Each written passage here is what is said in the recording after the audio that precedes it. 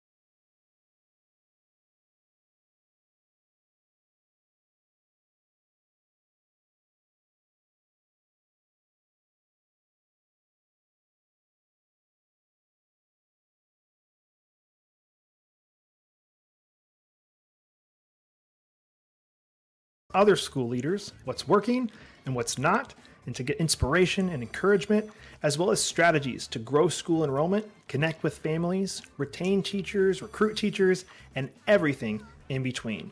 You guys are heroes, and I cannot thank you enough for pouring into this next generation that's coming behind us. My goal is you will take at least one thing away from every episode that you can take back to your school to make it better than it is right now.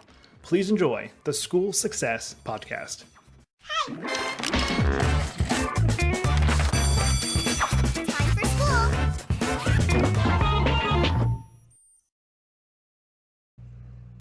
Hey, School Success Makers. Welcome to another edition of the School Success Podcast. I'm your host, Mitchell Slater, and joined by a new friend out of Branson, Missouri, Kathryn Jones, who's the Director of Administration at Legacy Academy there in, of course, Branson, Missouri, which I've started to learn a lot more about Branson with another guest I had on that she's friends with. And I'm like, man, and I'm supposed to be going there in March of 2023. So I'm going to be like, I feel like a Branson expert, you know. I'm going to learn all about the city. I heard there's golf courses going in everywhere there, and it's just the place to be. Even just this past week, Scotty was trying to get me to move to Branson, Kathryn. He's like, yeah, I think Branson, it is such a unique place. I think we're known for like all the shows, and I know we've got like Elvis impersonators and all kinds of things, but I think really what hits home with Branson is that it's a small town, and a lot of our people here, you know, are faith believers, and that we just have a small town community. So I think that's what really speaks to Branson when people look to move here. So it is a fun place to be, good place for our families, and you kind of know everybody. So I think Scott's right, you should move to Branson. I told him he'd have to convince my wife. That would be the best. Yeah. Well, that's wise that you involve your wife in that decision, but I just think so many good people in Branson, and just kind of as we look at just even church relationships across the board in schools, I think we're all kind of on the same page of just kind of wanting to do what's best for our town and moving in that direction. Love it. Well, welcome to the podcast, Kathryn. I'm glad to have you on. I'd love you to just kind of quick introduction of yourself, kind of how you got to also where you are today, and then we'll dive into some questions. Yeah, so I think Legacy was kind of, what's interesting about us is we kind of started out as a preschool. Our preschool has a great reputation, about 30 years kind of been in the running. And then we had our founder, Dr. Taylor, and his wife kind of said that they wanted something else for their grandbabies besides public education. And so we kind of over 7 years have grown that. And so Legacy Academy comprises of a preschool of about 130 little ones, and then our academy is just about almost 90 students, and we're a K through 6 this year, and our board is committed to a K through 12. So it's been really fun to see that evolve and grow, and the more we dig deep into classical, it's been really amazing to see what that has done for our students. Wow, very good. Well, how is it going to be 6 years from now? Is it 1 year, one grade a year until you guys get to K-12? Yeah, so we are doing one grade at a time, and I think kind of the advice that we've been given is that's a good way to go. Just in far of staffing and numbers, it seems to be a pretty slow and steady finish to that K through 12, which is kind of what we're committed to. So as far as, you know, we've had before questions like, would you just open up high school at once? And that's a possibility as we get there, but just looking at sustainability, that's kind of worked for us. So next year will be a K through 7. Okay, very good. Well, I always have to ask this. I know we talked about Branson a little bit. I always ask the guests, if I was to visit Branson, in your opinion, because I asked Scott the same thing, but if I was to visit, what would you say, Mitchell, you got to do this when you come to Branson to experience Branson? Oh, and I don't know if Scott said this, but I think the whole Branson experience can be wrapped up in Silver Dollar City. I just think it's just this fun amusement park, but it's like old-timey, and like they sell like funnel cakes, and there's all kinds of shows you can go at Silver Dollar City where people are singing, and there's plays. I think that encompasses who Branson is. Just super fun for all ages. I really think that's maybe Branson's tagline, fun for all ages. And so when you come, you'll have to make a little, you know, short stop at Silver Dollar City and make sure you go there. Okay, deal. I don't think he mentioned that one because it doesn't sound familiar. What did he mention? Oh boy, now I got to go back and listen to it because I think it's something like the Keeter Center or something on brand for SMO. I don't think he did. I think he told. I want to say he said you got to go golfing. You like if you're a golfer, you got to go try out the golf courses that the wealthy guy's been putting in. So yes, Johnny Morse. Yeah, Big Cedar is also a pretty good attraction. They've got beautiful scenery, but that would be a different kind of avenue. I think both of those represent Branson pretty well. Okay, well there you go. So I tell you, I think he said when I come in March, he's like, I don't really golf, but we'll have to go golfing or something. I was like, all I right. didn't know this golf. Yeah, it is. Johnny Morris is a huge golfer, so they do have. I think like Tiger Woods and some big names have come there, so it's a pretty good golf course. And it's also Branson is also the place with the pyramid thing, right? Is that the Bass No, Pro? I think that's Bass Pro, but I think that's in Tennessee. Springfield, which is about 60 miles from us, has like the first. I think it's like the first Bass Pro ever. But the Okay. Pyramid, I think, is in Tennessee. Okay. All right. I'm confusing with another story then. So very good. Well, I Yeah, appreciate you sharing that. I'm excited to experience Branson, Missouri one day here soon. yeah. So, Can't wait to have you. We'll see you in March, I guess. deal. Well, your school. Let's talk about. I'd love to just kind of just dive right into some of the questions I had for Yeah. it. The challenges that you guys are kind of currently facing. Obviously, I can probably think of a couple in my head, but you probably have some that are not there as you guys are trying to grow Sure. and finding new grades. What are some of the challenges you guys are currently up against, and how are you Yeah. combating those? I'm sure, like, I think with many other classical schools, hiring is always a big topic of conversation, whether it's teaching or administrators, because of how specialized classical education is. So even when we look at transitioning public school teachers to a classical model, it's quite difficult because they really are worlds apart. So finding good teachers for us to teachers who are believers is also, it kind of keeps making that pond of already where that we're facing a teacher shortage nationally. It just kind of makes the pond that we're looking at smaller as we keep kind of going through the specific skills that we're looking for. I think what has worked for us actually and has been amazing is we've hired SFO graduates. So from Scott over across town, we have two SFO graduates, and actually our sixth grade teacher is also a College of the Ozarks graduate. But them having that classical background, and Miss Camara, she's our third, she just hopped right out of high school into us.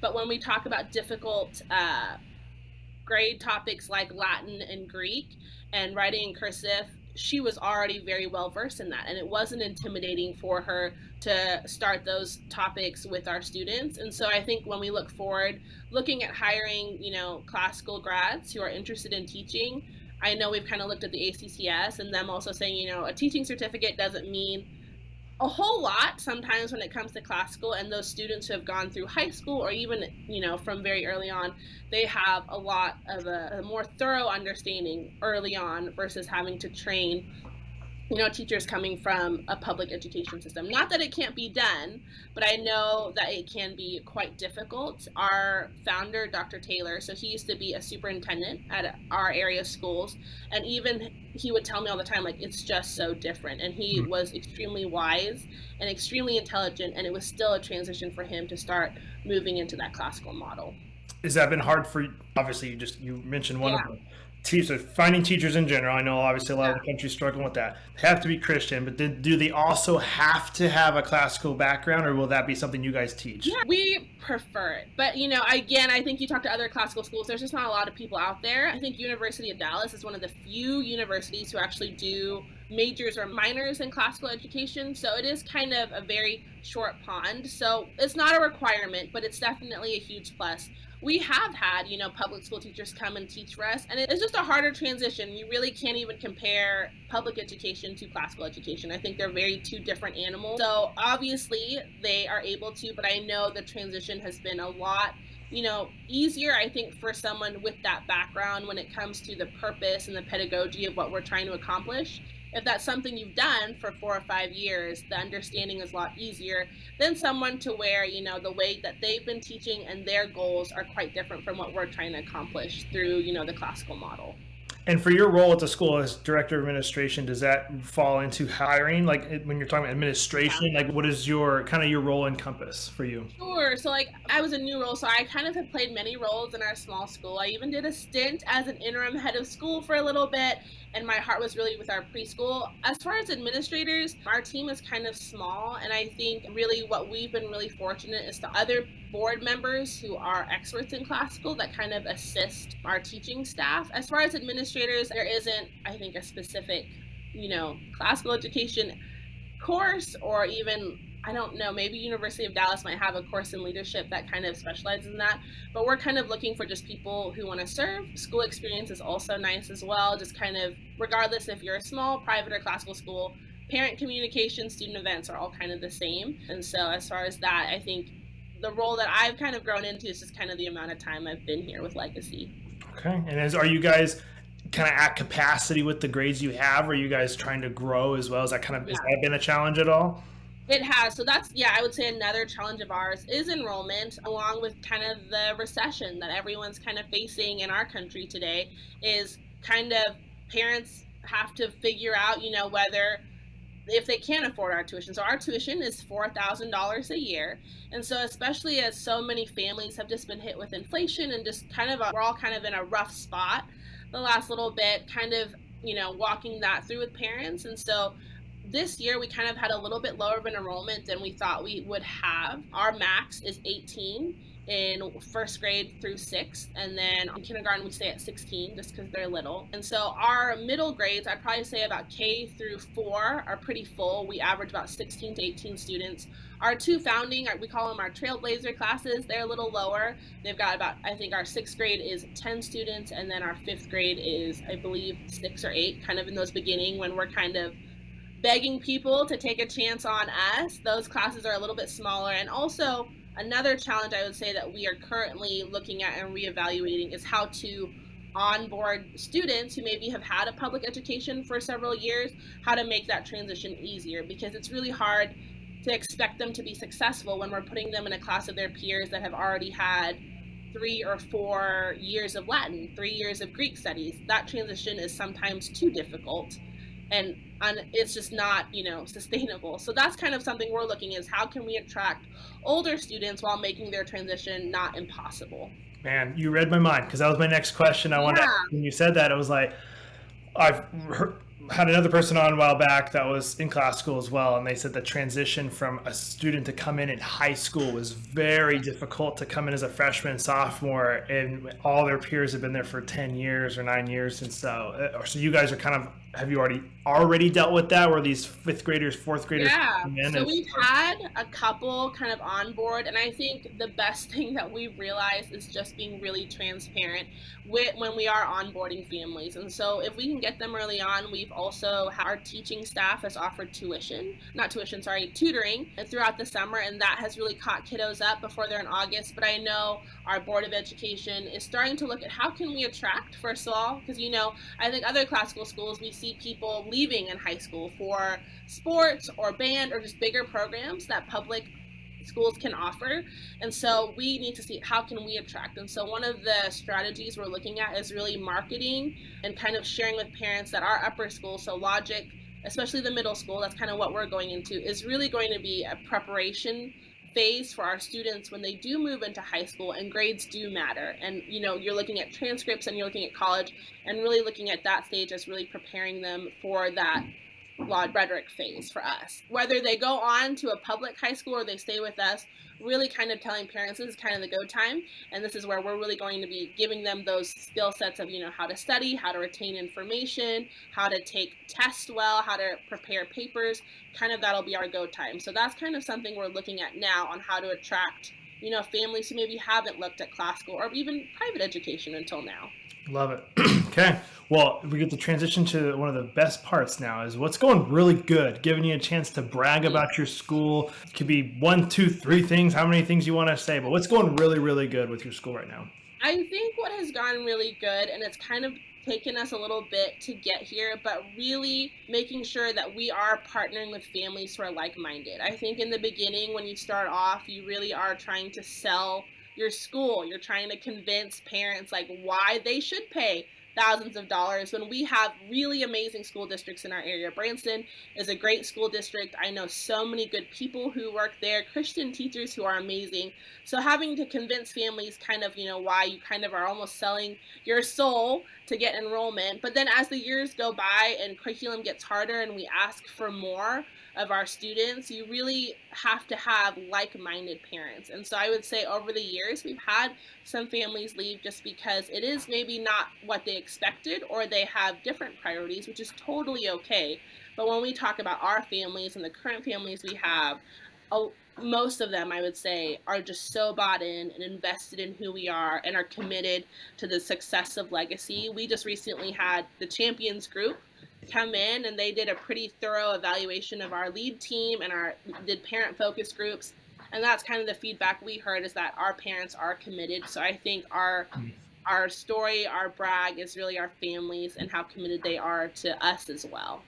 Love it. What else? Anything else going really, Yeah, really good? I think too with any schools, our teaching staff. So whether they're preschool or teaching sixth grade, I think any head of school, any administrator would tell you that we wish we could pay our staff more. But the fact that they answer that calling to serve and to pour into each student continuously, teaching is already hard. And I don't think it's a secret that most classical schools can't compete with public school salaries. And so just to have those individuals to come and answer a very specific calling, I think is really incredible. Along with recently, we just have a very dedicated board as well who are really invested in continuing and making sure that legacy is sustainable. So I would say those are probably our strengths right now, and a season that we're really enjoying. Well, it sounds like you guys have the foundation that you need for this next phase that you guys are going into as a school, for new grades Yeah. adding on. You got a bought-in board that's passionate about the school. You got parents that love what you guys are doing. So you're ready. I think it sounds like you're ready for that next phase. And as you add on grades, and that's an exciting time. Do you guys have a building that can sustain that growth till 12th Yeah. grade, or is that a new thing that's going to be coming up in the next few years? Yeah, that's a really good question. So, like I said, what is, I think, unique about our story is, like I said, we start off in preschool. So, something kind of special about us is we have never had to fundraise to make payroll.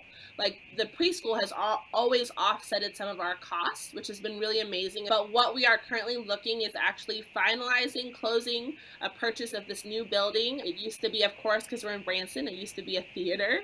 And so we are going to be repurposing that. Its value is about $15 million, and we are closing that purchase for 1.8. Really amazing story. Currently, a church is there, and they're looking for, to move somewhere else. So we were able to, kind of work with them, and they've been incredible. They were kind of protective of this building as well, wanting to make sure it went to good hands. And so we've already moved in half of our school and are looking to move in the second half, which is our preschoolers. So we are on the cusp of starting that capital campaign in about the next year. Wow, that's exciting. You have to come visit when you're here in March. You'll have to come by and see where we're at. That sounds awesome. Yeah, is that in downtown too, or is that outside? Yeah. So when you come to Branson, we have a huge Titanic museum. So you make a left, you'll see this huge boat replica, and so it is right off the strip in Branson. And so it's actually kind of funny. We're right across probably one of the best barbecue places in town. Two of them. We have Branson Craft Mall, that's Pick and Porch. So if you're in town, you have to go there. It's amazing. And then Dana's Barbecue is also right next to us. So it's a great location. We're really excited to be there. And it's just been a good space, especially as we look at now building those upper grades. Oh man! And the current building you're in, is it rented, bought? You guys gonna sell it? We actually we were founded by First Baptist Branson in town, and so it's actually been really incredible. They've allowed us to be in this space, but as they grow and we continue to grow, so when we found this other location, we've moved half of our school over there, and so now it's just getting the other half over there. So we've loved being at FBC. They've been great hosts. Again, a lot of relationship with them is a long time ago. They're, many pastors before kind of were instrumental in starting what we used to be called the Learning Center. So we're sad to leave, but really excited for what that next chapter holds for us. Awesome. Love it. Excited for you guys as well. Yeah. So as we kind of wrap up the podcast in a way, I always end with one of my favorite questions, which is asking the guest, what would you share, a piece of advice? If there was a piece of advice you would share with other school administrators that are listening, what would that piece of advice be? I think my piece of advice from our experience would really be to just surround yourself with good people, whether it's your board and also staff and parents. I think just making sure that everyone is like-minded is so important, because if you don't have someone on board, that can cause a lot of division, a lot of strife. So make sure that you have people who are surrounding you, who are on board, who know what your mission is and are willing to kind of walk with you through that. The second thing I'd say is just to make sure that you stay on mission, because I know it's really easy to mission drift and go to other things, but to be really clear about that vision that you're wanting to kind of fulfill through your school. You are totally right, and I've seen that with firsthand with some schools we've talked to. They're like they'll do things that does not align at all with their mission, or they have a hard time, like we talked about hiring teachers and stuff. I think part of that comes back to schools not having a clear mission of who are they as a school, and if I was a teacher, if I'm gonna, especially if I'm gonna get paid potentially less, like I want to be a part. Like I want to have a cast vision of what you're doing. Who are Yeah. you? Why do you want me to be a part of it? And how can I make a difference? And that's going to be a huge help. So I think for us, if we had done that earlier, we would have saved ourselves a lot of heartache moving forward. And so, if you're early on, and we've had the pleasure of speaking with schools in the earlier stages, that's probably, the like mindedness is so important. Staff, parents, whoever you're having to make sure that that's, something that we're all clear on moving forward. good. I have a right hook question for you. We'll see Yeah. how well you answer this one. So, and it's in terms of fundraising. So, if you guys Yeah. as a school, I know you said, hey, we've never had to fundraise. We've Yeah. always been able to make enough fundraise to do payroll. Do you guys do any fundraisers? And if you do, what are some of the ones that you do that are really successful that you guys have enjoyed? And has there been any flops? Yeah. So that's a great question. We actually did a little fundraiser a couple years ago, raised about $50,000. That was when we were getting ready to do uniforms. And so we really wanted to give our parents the opportunity. So they knocked it out of the park. Our goal was 50,000. We hit 50,000. It paid for many uniforms for our family, on top of creating a scholarship fund for new families, returning families, to help pay, they've had a hard year. This year we're actually partnering. I know Champions Group has been amazing. I know you were at the gathering. I feel like maybe I should invoice them for how many times. I'm just saying they're amazing. So if you're a school out there, Champions Group does a fundraiser called Feed the Need, and we're going to be doing that in the spring, and we're super excited to do that and kind of embark with them. This will be our first time doing it, but it's been really amazing to hear those success stories come out of them, and it lines up with our missions of making disciples and exposing our students to the needs of others. And so we're really excited about doing that in the spring. I'm very excited you guys are doing that. I've heard also nothing but good things. They're one of our partners. We love them to death. So I'm excited that you guys are doing that as well. And that's in March then? Yep, it's in March. The funny thing is Walter Kearns I've talked with Walter several years, probably 3 or 4 years, and then just recently he put us in touch with Ed Harden, and Walter has kind of been like, hey, Kat, Legacy's perfect for it. Do you feed the need? And I've just been like, oh, I don't know, Walter, probably 2 or 3 years. And Ed comes in, and Ed's like, hey, feed the need. And we're like, sure. And so we're kind of giving Walter a hard time. He put us through. He really was so dedicated. And here comes Ed, and we're like, sounds great. We'll do it. So we love them over there. We're super excited for it in the spring. So, we'll kick off in March, just in time before school ends. Okay. I was wondering if I was going to be in Branson, I could witness one live, but it's going to be after the fact, I think. Well, I definitely will let you know. It's unique. There hasn't been one in the area like that. So we're really excited to kind of be the first, and hopefully this will continue to be an annual fundraiser for us. Another kind of unique thing, because I told you we were purchasing a theater. We're hoping to offset our costs. I think too, is as a classical school, you're always wondering how can you bring in revenue without increasing tuition. And so with this building, there's a pretty huge theater inside. And so our City of Branson Chamber has really wanted us to maybe possibly rent those out, because Branson is a huge tourist destination. And so they have church groups or homeschooling groups come out and are interested in renting that auditorium space. So that would probably hopefully be another source of revenue for us in the future. Perfect idea. I was thinking the same thing. So I think you guys should definitely take advantage of that for sure. Yes, and hopefully we will. So I think it's just a lot of exciting things with our new campus. So when you are down in March, I'll be at that conference. We'd love to have you if you wanted to take a little tour of our kind of theater that is now a school. Love it. Kathryn, thank you so much for being on the podcast today, and thank you for having me. dedicating your life to education and doing what you're doing there at the school. So I'm looking forward to meeting you in person and wishing you and your school nothing but the best as you guys grow here in these next 6-7 years. Yeah, well, just Lord willing, we'll get there, and we're excited too. Awesome. Thank you so much, Kathryn. Thanks. Well, another huge shout out and a thank you to Kathryn for taking time and being on the podcast today. I love what they're doing there in Branson, and I'm wishing them nothing but the best as they continue to grow and educate the next generation that's coming behind us, and wishing them also nothing but the best for those 6 grades that they're going to be adding here in the next 6 years, 5 or 6 years, whatever that ends up being. Hopefully you're able to fill those classrooms and enjoy the new theater location that they are taking over. That is so incredibly exciting. So good luck to you, Kathryn. You are doing awesome. And if you guys are listening to this episode and you're like, man, we also need to grow, we need to fill empty seats, I would love to hear from you. My team and I both would. You can check us out online, schoolsuccessmakers.com. That's schoolsuccessmakers.com. We specialize in helping schools grow enrollment and connect better with their families using technology. And if you guys are overwhelmed by that, that's exactly what we're here for. We take that off your plate so you don't have to worry about it. You can worry about loving and educating and pouring into your students, which we know you're already super duper good at doing. If you guys are more of a Facebook user and you'd like to connect with us and a lot of our members that are in our group, you can check us out on Facebook. It's School Success Makers. It's a private group there. I'm personally in there, and I'd love to see you in there as well. School Success Makers on Facebook, private group just for school leaders. Now, we're launching this new program in January that I'd love you guys to join and be a part of. It's called School Influencers. It's where I will personally coach a team of your students in your school to run your school's social media presence.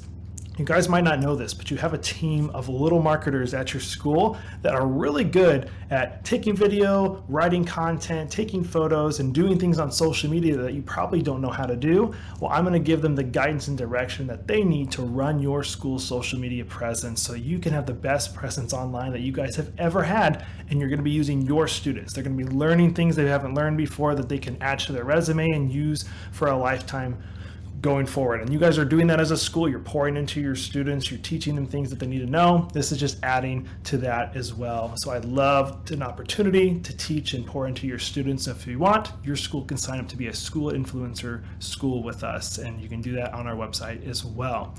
Well, that was a fun episode. So we'll be here next week with another amazing guest as usual on the School Success Podcast. We'll see you then.